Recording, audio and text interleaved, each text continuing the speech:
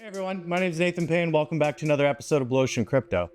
So today I want to show you how to properly use the base editor in Heroes of Mavia, some tips and tricks with it, and I'm sure there's some things you guys didn't know. Now there's quite a bit that you can do with this. So without further ado, let's jump right in. I want to play. Okay, so my first tip right off the bat is keep your base clear of obstacles. So when you're on your main primary base, make sure you get rid of all the trees and rocks and shrubs and all that stuff so that your base is clean. This is going to make it easier when you're in the editor. Now, when we open up the editor, important thing to note, when you tap on your active base, you can fight your own base. This does cost 4 Ruby, but this can be a great way to test your own base and arguably could be worth it. I like that it's cheap, so use it sparingly, but another good thing is you could even copy opponent's bases that you are having problems with and do it. You can also tap this, change the name, we'll call this main base, just to kind of keep things organized. It even shows you what HQ is required for it. But my biggest tip is making what I call a pre-build base. Now, someone right away would be like, well, Groth, all the stuff is at the bottom. Why do I need to lay everything out like this? There's a couple reasons. One, this can be really easy to help track your upgrades. So instead of looking through your base, trying to figure out, oh, did I do all my anti-air? Did I do all my missiles? What's left? You can just simply come in here. We don't even have to set it as the active base. We can just come in here and see, like for example, all my gold collectors are done. I'm actually working on the last one. Okay, great. It looks like also I only have one more oil collector done. This just really helps me get a better sense of what's left to be upgraded on my base. And then I can go back to my main base and do what I need to. Now, yes, I could set this as my active, but I would recommend you don't, because if you accidentally did get disconnected, you are going to get wrecked. So it's nice just to have this as a visual. Second reason I like this is, let's go back over here to the main editor. I prefer visually seeing all of my structures before I place them down, because I always build from the center of the map out. Now, yes, if you want your base kind of off center or whatever, there is a move all feature, so you can kind of shift everything. You don't have to worry about that. So for example, if we come here, we do copy layout, come over here, place it.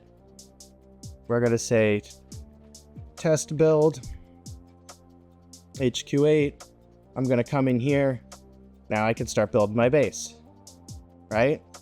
So I'll start putting some things around here and just use this as my default. So this, I find this much faster.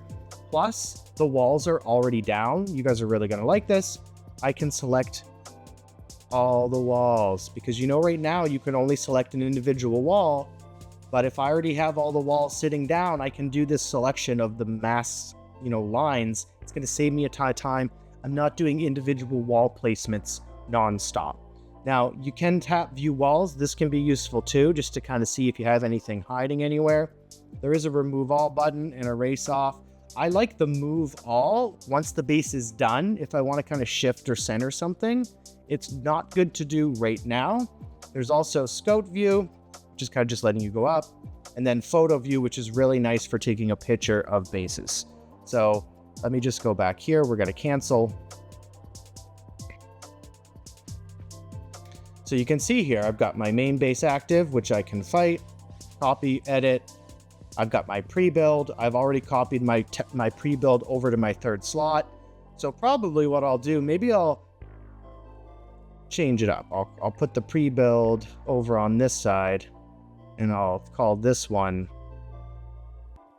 base 2.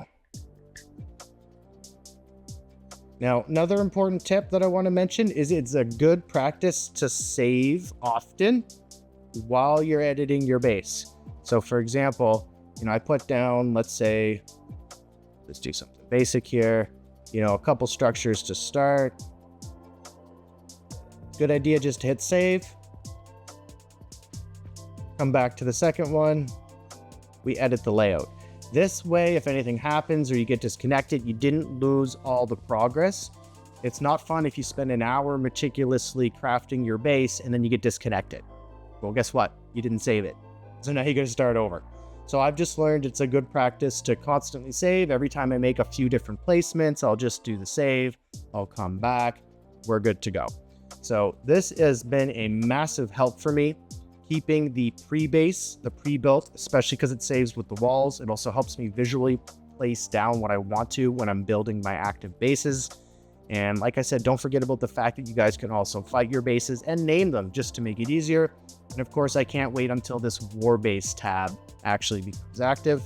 You can also see here how it works. It talks about fight your base to optimize it against your enemies. You'll be using the currently trained units at your rally points. Don't worry, you won't lose them after you're done. So that's good to know. There's no reward for beating your base. Have fun. You must pay some Ruby each time you want to battle your base.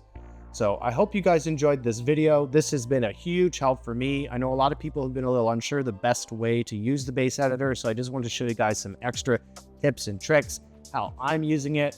I've been able to avoid having to do the individual wall placement because of the pre-build base. And then I always try to just make sure I've got that pre-build base going. So I'll have two main bases that I might rotate between, you know, and then I'll have the pre one always up because it just makes my life so much easier. And honestly, I really love it for checking on my upgrades. Like right here, it's a little chaotic trying to find all my anti-airs and seeing which ones are done and how many collectors do I have left. And, you know, I just flop over to that other base. I can see everything organized. I know what upgrades I have left. It just makes my life so much simpler.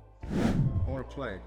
Okay, thanks so much for being subscribed to the channel. It really helps out and makes a big difference. Do me a favor and smash that like button. See you all in the next video. Cheers.